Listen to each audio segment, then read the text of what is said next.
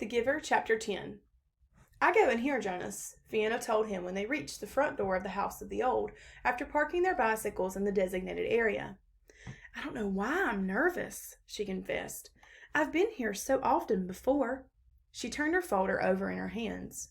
Well, everything's different now, Jonas reminded her. Even the nameplates on our bikes, Vienna laughed. During the night, the nameplate of each new 12 had been removed by the maintenance crew and replaced with the style that indicated citizen in training. I don't want to be late, she said hastily, and started up the steps. If we finish at the same time, I'll ride home with you. Jonas nodded, waved to her, and headed around the building toward the annex, a small wing attached to the back. He certainly didn't want to be late for his first day of training either. The annex was very ordinary, its door unremarkable. He reached for the heavy handle, then noticed a buzzer on the wall, so he buzzed instead. Yes, the voice came through a small speaker above the buzzer. It's, Jonas, I'm the new, come in. A click indicated that the door had been unlatched. The lobby was very small and contained only a desk at which a female attendant sat working on some papers. She looked up when he entered. Then, to his surprise, she stood.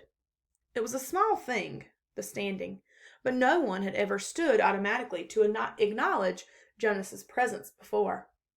Welcome, receiver of memory, she said respectfully.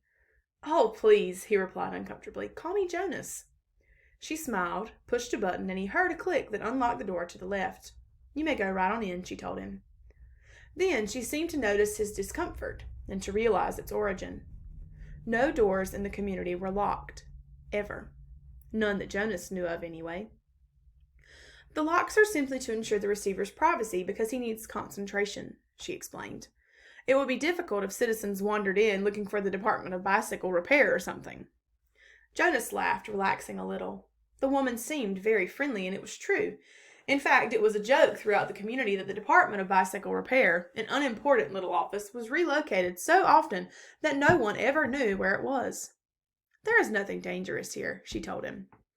But, she added, glancing at the wall clock, he doesn't like to be kept waiting. Jonas hurried through the door and found himself in a comfortably furnished living area. It was not unlike his own family unit's dwelling. Furniture was standard throughout the community, practical, sturdy, the function of each piece clearly defined. A bed for sleeping, a table for eating, a desk for studying. All of those things were in this spacious room, though each was slightly different from those in his own dwelling. The fabrics on the upholstered chairs and sofas were slightly thicker and more luxurious. The table legs were not straight like those at home, but slender and curved, with a small carved decoration at the foot. The bed in an alcove at the far end of the room was draped with a splendid cloth embroidered over its entire surface with intricate designs. But the most conspicuous difference was the books.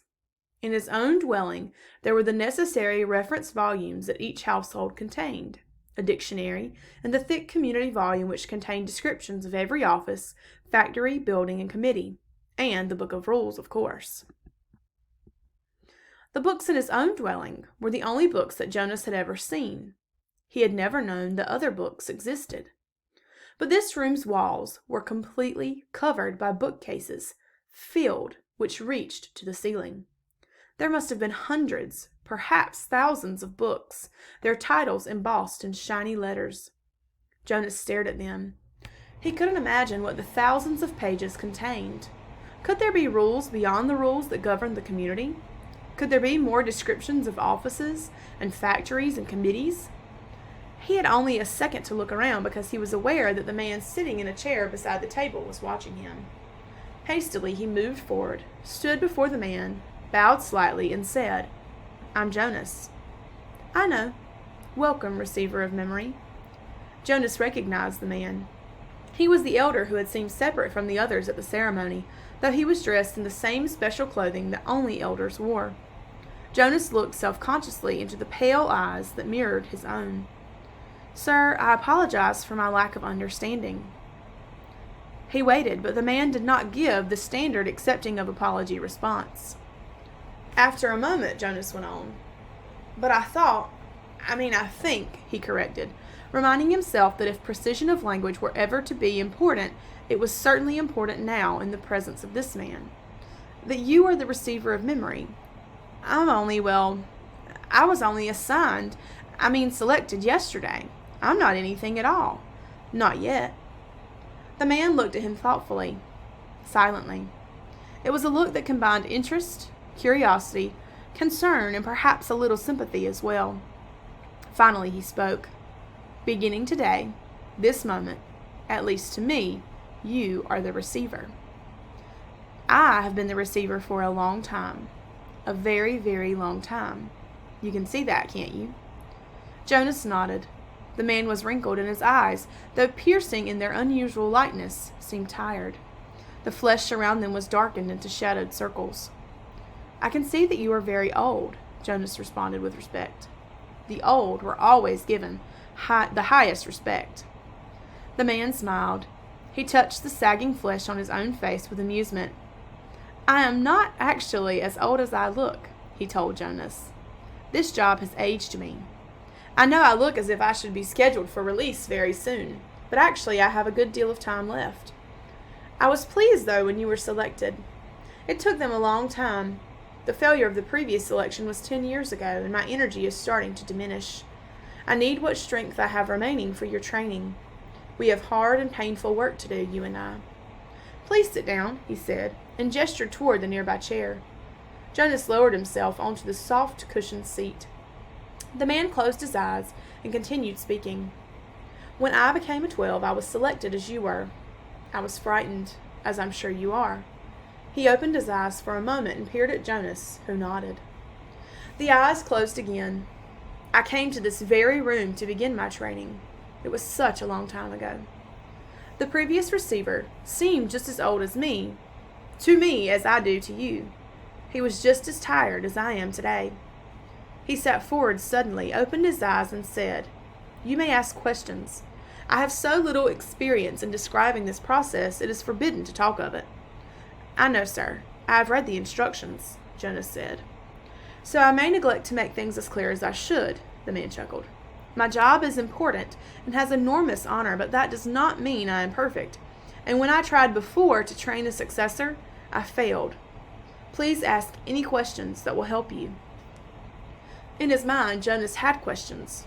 1,000, 1,000,000 questions, as many questions as there were books lining the walls. But he did not ask one. Not yet. The man sighed, seeming to put his thoughts in order. Then he spoke again.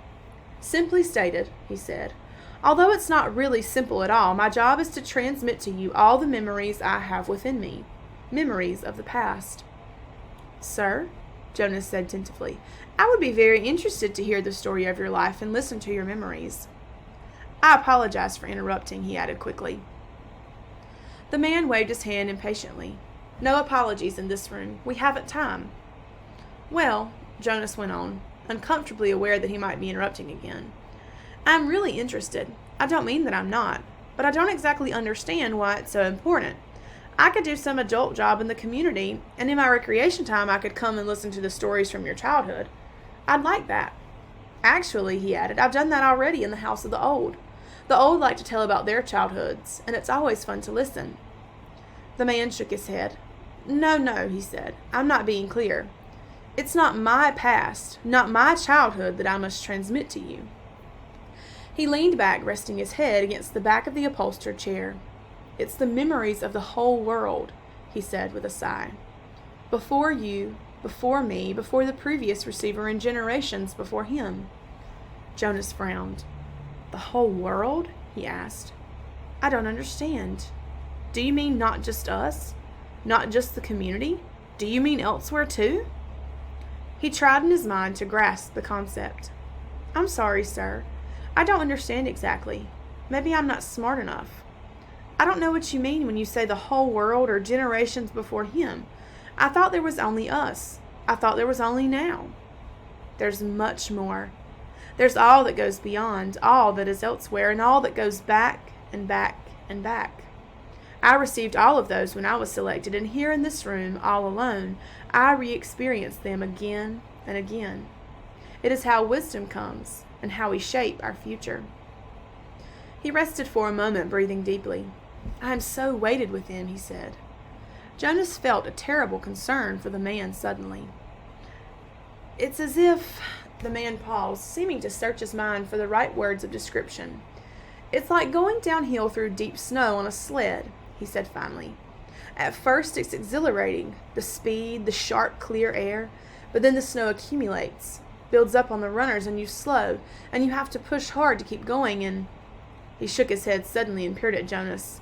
That meant nothing to you, did it? He asked. Jonas was confused. I didn't understand it, sir. Of course you didn't. You don't know what snow is, do you? Jonas shook his head. Or a sled? Runners? No, sir, Jonas said. Downhill? The term means nothing to you. Nothing, sir. Well, it's a place to start. I'd been wondering how to begin. Move to the bed and lie face down. Remove your tunic first. Jonas did so, a little apprehensively. Beneath his bare chest he felt the soft folds of the magnificent cloth that covered the bed. He watched as the man rose and moved first to the wall where the speaker was. It was the same sort of speaker that occupied a place in every dwelling, but one thing about it was different. This one had a switch, which the man deftly snapped to the end that said off. Jonas almost gasped aloud. To have the power to turn the speaker off, it was an astonishing thing. Then the man moved with surprising quickness to the corner where the bed was. He sat on a chair beside Jonas, who was motionless, waiting for what would happen next. Close your eyes. Relax. This will not be painful. Jonas remembered that he was allowed, that he had even been encouraged to ask questions. What are you going to do, sir? He asked, hoping that his voice didn't betray his nervousness.